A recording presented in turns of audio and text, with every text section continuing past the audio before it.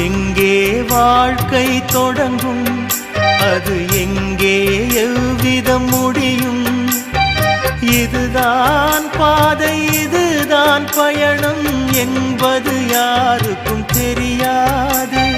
பாதையெல்லாம் மாறி வரும், பயணம் முடிந்துவிடும்.